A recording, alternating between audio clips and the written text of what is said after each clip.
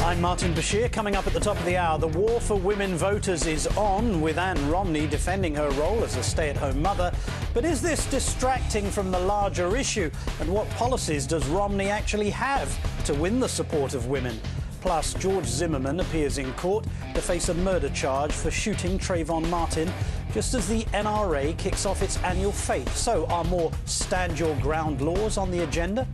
Now back to Tammy.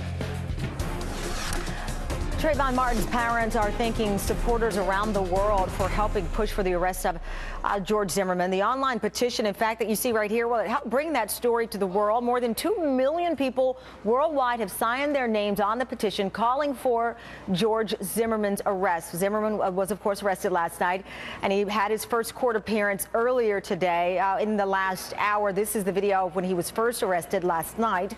I'm joined now by Kevin Cunningham. He's the man who started the online petition back in March. Kevin, it's great to have you on again. Thanks for joining us. Thanks for having me. So we heard the Reverend Al Sharpton yesterday with the National Action Network say there are a lot of big names certainly associated, famous people, but it's the people online, the faces and names that we'd never heard like yours, who he credits with pushing the legal system to what the Martin family feels was the thing that they wanted all along, which was the arrest. Well, I certainly appreciate the love and support that we've gotten from other people who have pushed this case along. I'm in an awkward position because I'm getting a lot of credit for a lot of work that a lot of other people did. I happen to be the face of one particular aspect of the social media movement behind all of this, but there were certainly hundreds of other people, and dozens in particular, who worked with me, and we all, I think, definitely had a part in bringing this to the national dialogue. I think this is a very interesting case because I feel like the people led the leaders as opposed to the leaders leading the people, and it was the push from people online and in the streets as well who kind of forced this to the point that it is today. You know, and I have to, for folks who don't know your story or know about you, what moved you to take action to start this petition online after you read about this case?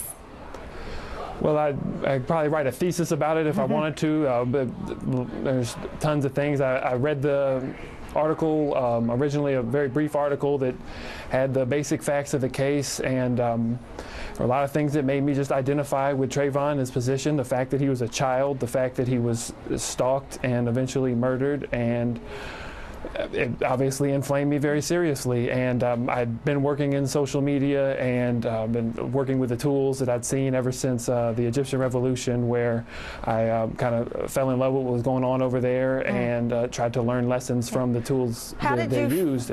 How did you feel yesterday when you heard the news that in fact charges would come down and it would be second-degree murder?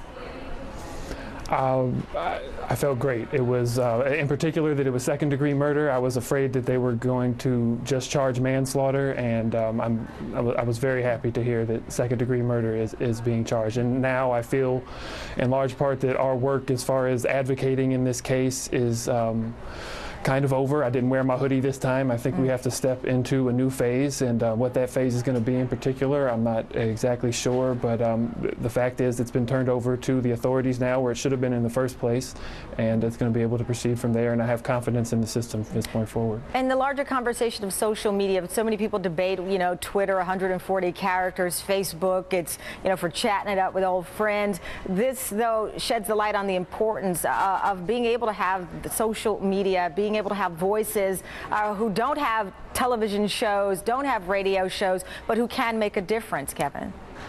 It's absolutely, it's very empowering, and that's one of the particular lessons from the Egyptian Revolution was they called it a Wikipedia revolution, where there's no leader, there's no face, and no one is particularly responsible. Everyone contributes, and in that way, we can never be beheaded, as kind of happened in the '60s with a lot of movement where the leaders were literally taken out. So it's, you know, Fred Hampton, a previous chairman of Black Panther Party in Chicago, said all the power to all the people. He was a friend of my family, and it's something that stuck with me for a long time, and that's what social media seems to create, is the capacity for all the power to be in the hands of all the people, and we can avoid the institutions. Kevin Cunningham, thank you very much for your time. We greatly appreciate it. Thanks, Kevin.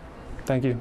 And this case is today's gut check. Should George Zimmerman be given bond? His attorney has not set in place the motion, but says he will in the coming weeks. And you can join the News Nation on our Facebook page. We're at facebook.com/NewsNation. Let me know what you think. Should he get bond?